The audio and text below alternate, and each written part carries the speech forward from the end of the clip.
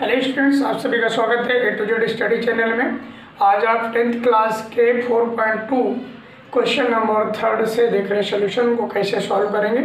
इसके पहले question number 1 और 2 का सोल्यूशन आप लोग देख ही चुके होंगे यदि चैनल में पुराने हैं तो, और यदि नए हैं अभी चैनल में तो मैं आपसे निवेदन करूँगा कि चैनल को प्लीज़ सब्सक्राइब कर लें और वीडियो यदि अच्छा लगे तो अपने फ्रेंड्स और अपने रिलेटिव्स के साथ में ज़्यादा से ज़्यादा शेयर करें।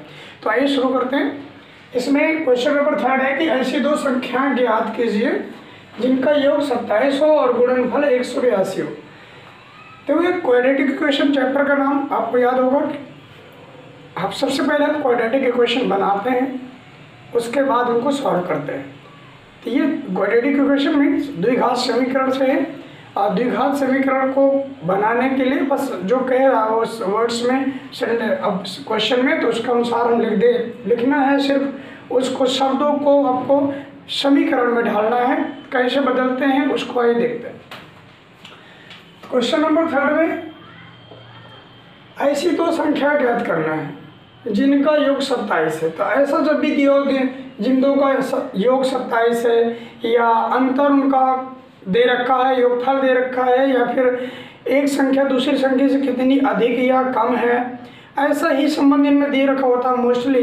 यदि ऐसा कोई संबंध दे रखा होता है तो उनको हम एक साथ एक ही संख्या पहले मान लेते हैं और दूसरा का उसी से जो संबंध दे रखा है उसी संख्या। जैसे कि कहीं देख दो संख्याओं का योगफल 27 है तो एक संख्या हम कोई भी मान लेंगे दैट एक्स आपने मान लिया और इसके बाद तो दूसरी संख्या क्या होगी, तो दूसरी संख्या निकालने के लिए योगफल से ही हम पहली को घटा लेंगे। योगफल से ही पहली को यदि घटा लेंगे तो दूसरी मिल जाएगी।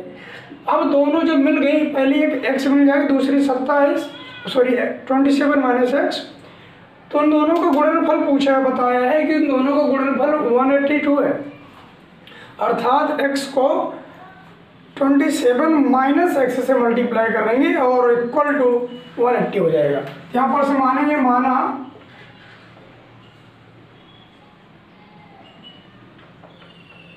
एक संख्या,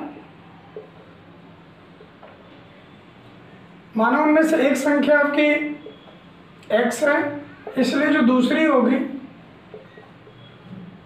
दूसरी संख्या हो जाएगी 27 माइनस एक्स। ठीक है, क्योंकि इन दोनों को जब जोड़ेंगे तो 27 ही आएगा। अब उसने प्रश्न में कहा है, प्रश्न में उसने कह दिया है कि इन दोनों का गुणनफल x का और 27 माइनस एक्स का गुणनफल 182 है। ठीक है, तो अब इनका गुणा कर रहे हैं x का 27 से तो 27x हो जाएगा, फिर माइनस एक्स से करेंगे x का तो ये x² हो जाएगा। 182 को इधर ले आएंगे तो माइनस का 182 हो जाएगा, इक्वल टू उधर 0 बचेगा, कुछ नहीं रहेगा। इसको सही क्रम में रख लेंगे, तो सही क्रम में रखने पर ये माइनस का x² पहले आ रहा है, फिर ये प्लस का 27x हो जाएगा, ये माइनस का 182, यानी घातों के घटते क्रम में लिख लेते हैं। सबसे पहले समीकरण में आप लोगों को यही ध्यान देना है कि समीकरण आप बना रहे हैं ऐसे वर्ड प्रॉब्लम से हैं तो आपको यदि ऐसे कुछ आ जाता है कि घातों के घटते क्रम में नहीं है तो आप घातों के घटते क्रम में पहले अरेंज करेंगे। और यदि इसके अलावा डायरेक्टली जब क्वेश्चन दे रखे होते हैं कि कोई क्वाड्रेटिक इक्वेशन दिया हुआ है और उसको आपको सॉल्व करना है तो सबसे पहले यदि देखना है कि वो घातों के घटते क्रम में लिखा हुआ है नहीं लिखा। यदि लिखा हुआ है तो ठीक है, उसको वैसे सॉल्व करना है, नहीं लिखा तो आपको फर्स्ट ऑफ ऑल उसको घातों के घटते क्रम में अरेंज करना पड़ेगा, बाद में आप सॉल्व कर सकते हैं। अब देखो यहाँ क्या है, ये माइनस में आ गया है तो इसका माइनस हटाने के लिए हम क्या करेंगे, पूरे समीकरण में हम माइनस से मल्टीप्लाई कर देंगे। जब माइनस का मल्टीप्लाई पूरे समीकरण में होगा सभी के चिन्ह चेंज हो जाएंगे, ये x² माइनस 27x और प्लस 182 इक्वल टू 0। अब देखो क्या करते हैं कि जो कांस्टेंट वैल्यू होती है उसके ऐसे फैक्टर करते हैं। यदि यहाँ पर x² गुणांक में कुछ नहीं दिया तो उसमें ऐसे ही करना पड़ेगा।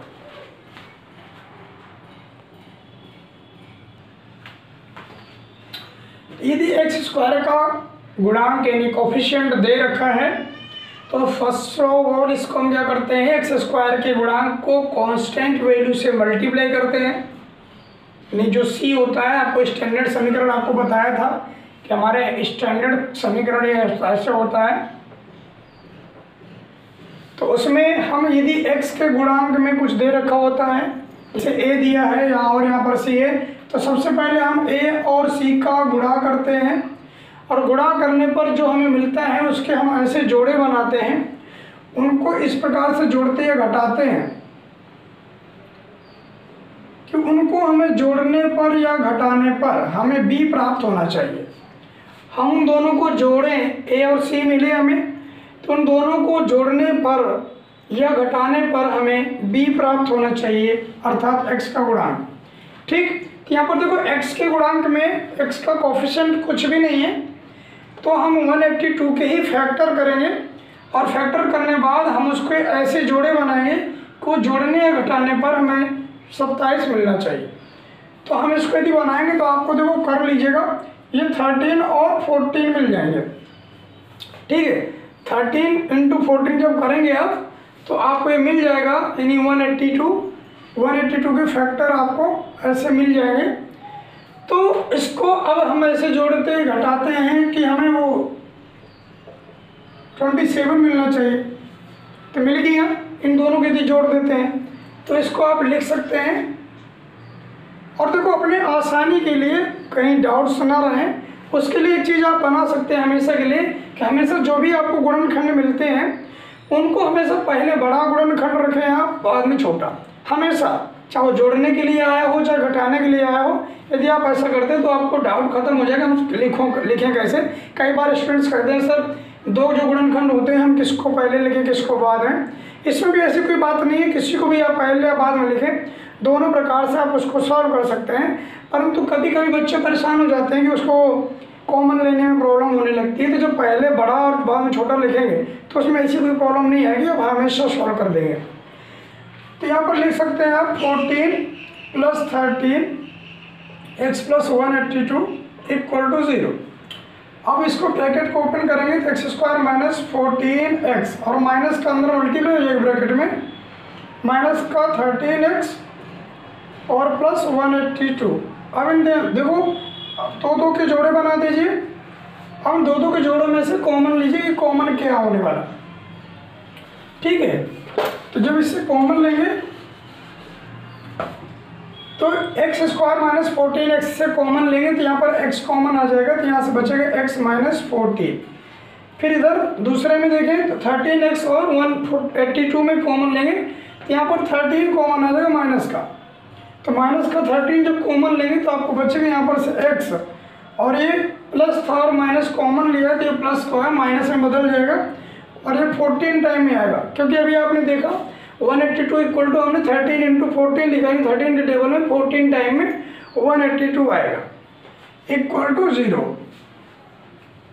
अब इसके बाद दोनों से देख रहे हैं कि x - 14 दोनों से कॉमन है, तो दोनों से जब x - 14 कॉमन ले लेंगे यहाँ से x बचेगा और यहाँ से दूसरे वाले पद से -13 = 0।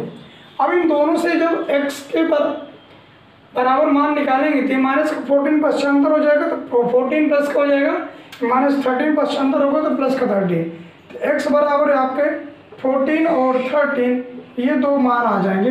ये दोनों संख्याएं हैं आपके, जिन दोनों को जोड़ने पर 27 होगा और मल्टीप्लाई करेंगे तो 182 होगा। ठीक, तो ऐसे इसको निकालना था। और नेक्स्ट नंबर इसका इसमें दे रखा है 4th क्वेश्चन में कि दो क्रमागत धनात्मक पूर्णांक ऐसे ज्ञात करना है जिनके वर्गों का योगफल 365 हो। ठीक है, दो क्रमागत धनात्मक, देखो यहाँ पर इस चीज़ को आप समझ लीजिएगा। दो क्रमागत, जब भी क्रमागत की बात करता है थोड़ा सा क्रमागत में भी परिवर्तन हो जाता है। कई बार क्रमागत विषम संख्याएं कह सकता है, कई बार क्रमागत सम संख्याएं भी कह सकता है, और कभी कभी क्रमागत केवल और केवल क्रमागत संख्या कह सकता है। जब केवल क्रमागत की बात करें तो उन दोनों संख्याओं में सिर्फ एक का अंतर रहेगा, यानी पहले यदि x है तो दूसरी आपकी x - 1 होगी या तो x + 1 होगी, दोनों ऐसे अंदर क्रमागत मतलब एक के बाद दूसरी आने वाली। तो इसमें जैसे पहले आपकी 5 है तो दूसरी 6 हो जाएगी। परंतु उसने ये कह दिया है कि क्रमागत विषम संख्याएं हैं तो क्रमागत विषम कहे या क्रमागत सम कहे तो वहाँ पर हमेशा 2 का अंतर होता है, अर्थात यदि पहले आपने x माना है तो दूसरी आपकी x+2 होगी। इस चीज़ को ध्यान रखिए, कई बार ऐसे इनसे प्रश्न बहुत बना देता है और बच्चे डाउट हो जाते हैं कि आखिर हम करें क्या। ठीक है, तो क्रमागत संख्याओं की बात करते हैं तो सिर्फ क्रमागत की बात करिए तो हम यहाँ पर 2 क्रमागत धनात्मक पूर्णांक की बात करें। धनात्मक दोनों प्लस में लेना है, माइनस में नहीं।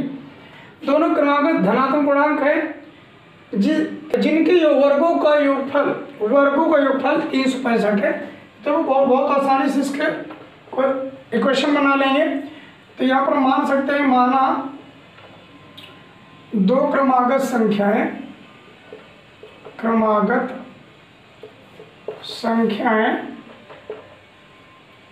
x तथा x+1 है। ठीक है, एक x होगी तो दूसरी x+1 होगी। ठीक है, तो अब इसके आगे प्रश्नानुसार उसने लिखेंगे। उसने प्रश्न में कहा है कि इन दोनों संख्याओं का जो गुणनफल है x का और वर्गों का योगफल बता रहा है, वर्गों का योगफल बता रहा है। ठीक है, तो यहाँ पर x का वर्ग यानी x का स्क्वायर और x+1 का स्क्वायर ये बराबर दे दिया कि 365 है। ठीक है, अब इसको जो है इनको स्क्वायर करेंगे तो x² प्लस a+b का होल स्क्वायर यहाँ पर इसमें ओपन होगा, यानी a² यानी x² प्लस b² यानी 1² प्लस 2ab 2a और b की जगह पर 1, a की जगह पर x = 365। सॉल्व करिए इसको तो ये हो जाएगा, देखो x² दोनों जुड़े जाएंगे 2x² और इसके बाद इसे आप रख लीजिए, ये प्लस का 2x हो जाएगा और इसके बाद 1 प्लस में और 365 को इधर ले आइए तो माइनस का 365 = 0। अब इसमें क्या करेंगे, 365 में से 1 सब्ट्रैक्ट कर लेंगे क्योंकि दोनों ये माइनस का ये प्लस का है। 2x² प्लस 2x अब सब्ट्रैक्ट करेंगे तो माइनस का आ जाएगा 364 = 0। 364 देखो इन पूरे में से देखें यदि आप तो 2 कॉमन हो रहा है, 2 कॉमन हो रहा है तो जब 2 कॉमन ले लेंगे तो यहाँ पर x² प्लस x माइनस 2 1 जा 2 यहाँ से बचेगा 2 8 जा 16 2 2 जा 4 = 0। अब इसके बाद 2 को पश्चांतर करेंगे तो ये केवल यही बचेगा x² प्लस x माइनस 182 = 0। 2 को उधर ले जाएंगे तो ये 0 हो जाएगा। अब 182 के ऐसे फैक्टर करने की वो ऐड करने पर या सब्ट्रैक्ट करने पर आपका 1 होना चाहिए। तो जैसे कि इसके पहले वाले सवाल में आपने देखा 182 की ही किए थे तो उसमें 13 और 14 मिले थे। अब यदि यहाँ पर 14 में से 13 को सब्ट्रैक्ट कर देंगे तो 1 मिल जाएगा। तो हम इसको ऐसे लिख सकते हैं x² plus 14 minus 13 x minus 182 = 0। ठीक है,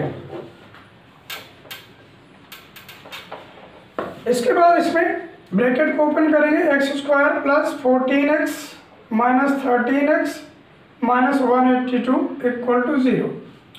इन दोनों से और इन दोनों से फिर कॉमन लेंगे, वही यहाँ से दोनों से x कॉमन आ जाएगा तो ये x प्लस 14 होगा।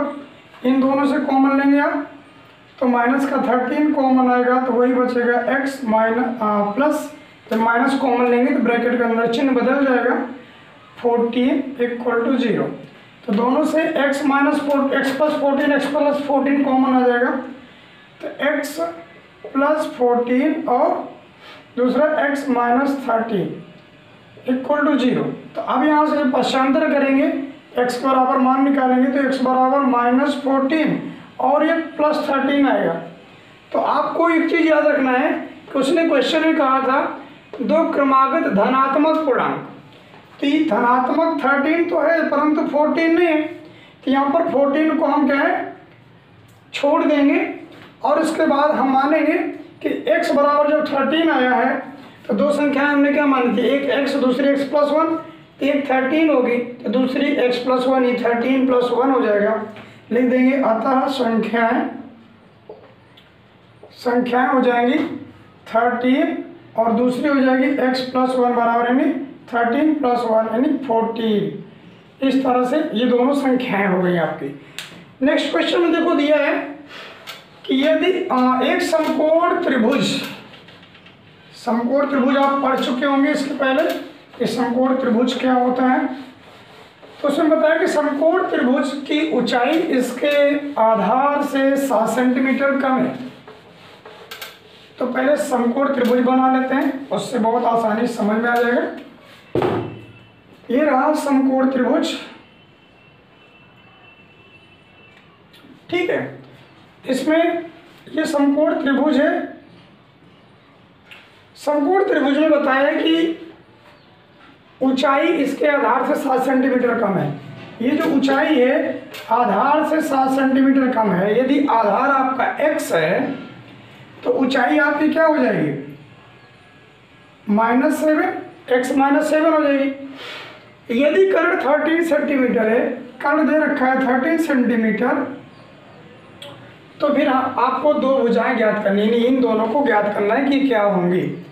तो आपको याद आ रहा होगा कि पाइथागोरस प्रमेय में क्या करते हैं, और समकोण त्रिभुज में जब भी कभी दो भुजाएं दे रखी हों, तीसरी भुजा निकालनी है, तो ये फिर पाइथागोरस के भुजाओं से रिलेटेड जब क्वेश्चन आता है तो पाइथागोरस प्रमेय लगाते हैं समकोण त्रिभुज के लिए। तो यहाँ पर लिखेंगे क्योंकि होता है कर्ण का स्क्वायर बराबर, देखो आपको क्वेश्चन है कि लिखना है पूरा, तो मानना पड़ेगा कि माना आधार x सेंटीमीटर, तब जो है ऊंचाई इसकी हो जाएगी x -7 सेंटीमीटर, क्योंकि उसने कहा है कि आधार ऊंचाई इसके आधार से 7 सेंटीमीटर कम है। ठीक है, आधार से 7 सेंटीमीटर कम है तो माइनस करेंगे। अब इसने प्रश्न में कहा है, जबकि हमें पता है प्रश्नानुसार इसमें क्या होता है कि कर्ण का स्क्वायर शेष दो भुजाओं के स्क्वायर के योगफल के बराबर होता है। तो कर्ण का स्क्वायर यहाँ पर लिख सकते हैं कि कर्ण का स्क्वायर बराबर लंब का स्क्वायर प्लस आधार का स्क्वायर होता है। तो कर्ण दे रखा है 13 है, तो 13 का स्क्वायर लंब का स्क्वायर यानी ऊंचाई जो दे रखी है x -7 का स्क्वायर प्लस आधार का स्क्वायर x स्क्वायर, ठीक है। अब 13 का स्क्वायर जब करेंगे तो 169, a माइनस बी का होल स्क्वायर में इसको ओपन करेंगे तो a square minus b square यानी प्लस बी स्क्वायर, 7 का स्क्वायर -2ab और प्लस ये जो लिखा है x स्क्वायर उसको वैसे लिख देंगे। इसके बाद 169 इक्वल टू, यहाँ से दोनों x स्क्वायर ऐड हो जाएंगे, 2x स्क्वायर हो जाएगा, 7 का स्क्वायर निकालेंगे -2 7 जो 14x। अब देखो 169 को उधर रख लेते हैं, तो उधर रखेंगे तो ये हो जाएगा 2x स्क्वायर प्लस माइनस आपको 14x पहले ले लीजिए, इसको ये -14x और प्लस 49 और 169 इधर से उधर ले जाएंगे तो माइनस हो जाएगा, इक्वल टू 0 बचेगा। इधर से ले गए तो यहाँ पर कुछ नहीं बचेगा तो 0 लिख लेंगे और इसको सॉल्व करेंगे।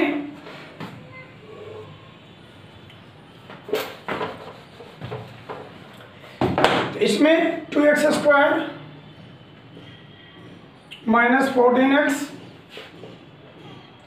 अब देखो 49 और माइनस के 169 को आपस में सॉल्व करेंगे तो 169 से 49 को सब्ट्रैक्ट करेंगे तो माइनस में आपका 6 में से 9 में से 9 सब्ट्रैक्ट करना 0 और 6 में से 4 2 और 1 इक्वल टू 0। अब देखो पूरे से 2 कॉमन हो रहा है तो 2 कॉमन ले लेंगे तो x स्क्वायर -7x और -60 इक्वल टू 0। 2 कॉमन लेने पर ये होगा, 2 को पश्चांतर करेंगे तो 0 हो जाएगा, तो x square -7x -60 equal to 0। अब 60 के ऐसे फैक्टर करने की जोड़ने या घटाने पर आपको 7 मिलना चाहिए, ठीक है। तो आपको पता होगा कि 12 इंटू 5 क्या होता है 60। जब ये 60 होता है अब 12 प्लस 5 क्या हो जाएगा, सॉरी 12 हमें 7 लाना है, 12 माइनस 5 करेंगे तो क्या होगा, ये 7 मिल जाएगा, इसलिए आप लिख सकते हैं square minus 12 minus 5x minus 60 equal to 0। ठीक है, अब इसके बाद ब्रैकेट ओपन करेंगे, x square minus 12x plus 5x minus 60 equal to 0। देखो माइनस का ब्रैकेट के अंदर मल्टीप्लाई किया तो प्लस हो गया। अब इन दोनों से अलग अलग कॉमन लेंगे, इन दोनों से कॉमन होगा x, यहाँ पर जो x माइनस 12, इन दोनों में से प्लस 5 कॉमन ले लेंगे, यहाँ पर x माइनस 12 इक्वल टू 0। इसके बाद अब इसमें आप x माइनस 12 दोनों से कॉमन ले लेंगे, ये बच जाएगा यहाँ से x प्लस 5 इक्वल टू 0। अब x का मान निकालेंगे तो 12 को पश्चिम पर करेंगे प्लस हो जाएगा, 5 को करेंगे उधर तो माइनस का हो जाएगा, x इक्वल टू 12 और माइनस 5। अब देखो किसी भी आकृति की कोई भी भुजा माइनस में नहीं हो सकती, इसलिए 5 को हम यहाँ से कैंसिल कर देंगे, 12 ले लेंगे x इक्वल टू जब 12 हो जाएगा तो हमने जो दो भुजाएं मानी थी कि आधार उसका x है, तो आधार 12 आ जाएगा। ऊंचाई आपकी 12 से 7 कम थी, 12 में से 7 घटा देंगे, 5 हो जाएगा, लिख देंगे अतः आधार 12 और ऊंचाई 12 माइनस 5 सेंटीमीटर। इस तरह से आपका ये क्वेश्चन का आंसर हो गया। ठीक है, नेक्स्ट ये नेक्स्ट क्वेश्चन बचा हुआ 4.2 में से, उसको देख लीजिए। एक कुटीर उद्योग एक दिन में कुछ बर्तनों का निर्माण करता है। एक विशेष दिन यह देखा गया कि प्रत्येक नग की निर्माण लागत उस दिन के निर्माण किए बर्तनों की संख्या के 2 गुने से 3 अधिक थी। यदि उस दिन की कुल निर्माण लागत 90 रुपये थी तो निर्मित बर्तनों की संख्या और प्रत्येक नग की लागत ज्ञात करो। तो थ्योरी बहुत बड़ी है, तो लिखने से लगता है ये पता नहीं क्या कह रहा है, वो आसान है। उसने सिर्फ ये कहा है कि जो एक नग की लागत है प्रत्येक नग की, तो उसके लिए बता दें कि एक विशेष दिन ये देखा गया है कि प्रत्येक नग की जो निर्माण लागत है, तो उस दिन के निर्माण किए बर्तनों की संख्या के, मान लो उस दिन निर्माण किए बर्तनों की संख्या x है, तो प्रत्येक नग की कीमत बताया उसने संख्या के 2 गुने से, यानी 2x 3 अधिक प्लस 3 है। प्रत्येक बर्तन की नग की निर्माण लागत 2x प्लस 3 है। यदि उस दिन निर्माण किए बर्तनों की संख्या x है तो प्रत्येक की कीमत होगी 2x प्लस 3। उसने ये कहा है कि किसी दिन देखा गया कि बर्तन जितने भी निर्माण किए जाते हैं, निर्मित किए जाते हैं, तो उनकी निर्मित संख्या का 2 गुने से 3 अधिक प्रत्येक बर्तन की लागत है।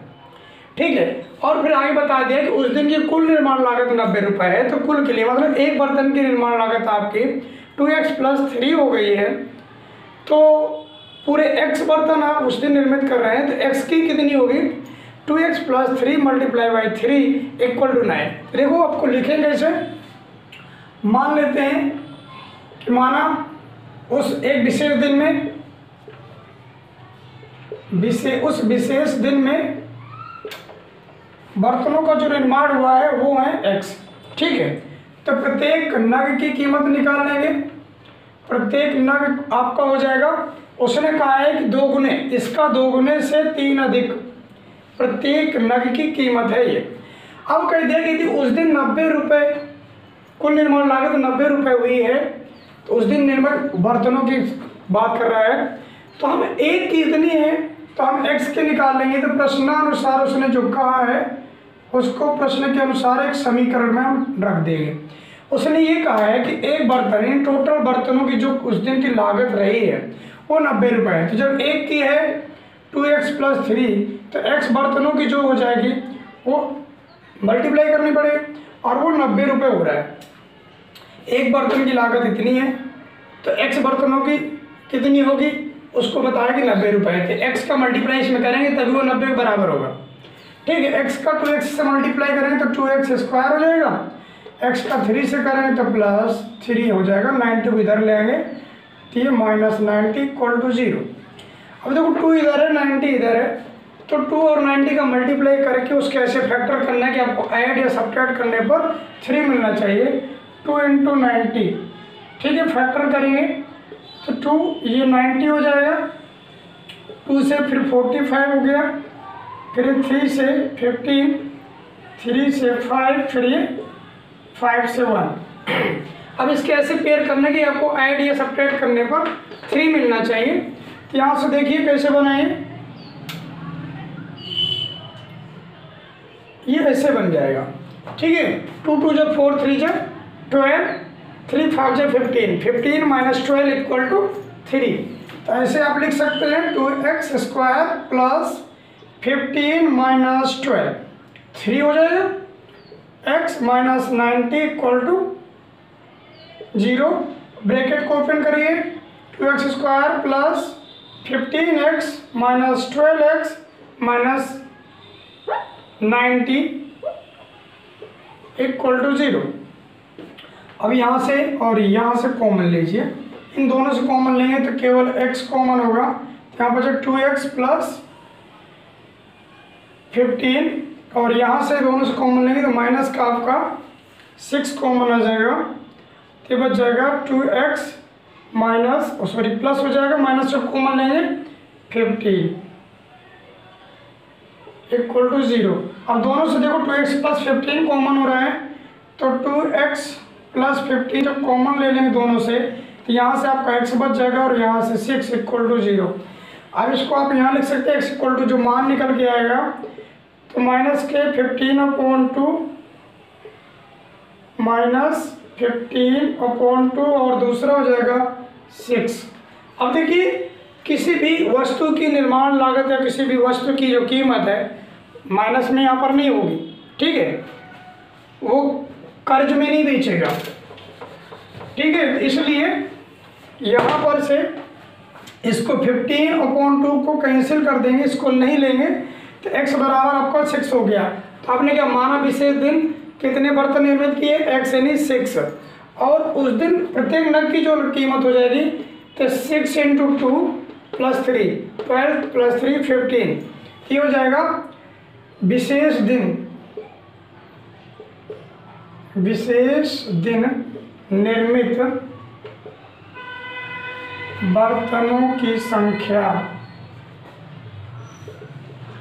ये हो गई 6, और प्रत्येक नग की जो कीमत हो गई, नग की कीमत वो हो जाएगी 2x + 3, 6 2 = 12 + 3 इक्वल टू 15। प्रत्येक नग की कीमत 15 रुपये और 6 बर्तन उस दिन बनाए गए थे। इस तरह से 15 × 6 = 90 रुपये का उस दिन पूरा काम हुआ। इस तरह से आप इसको सॉल्व कर सकते हैं। इसके बाद का आपको 4.3 को देखने के लिए आपको अगले वीडियो में मिलेंगे आपसे। तब तक के लिए नमस्कार।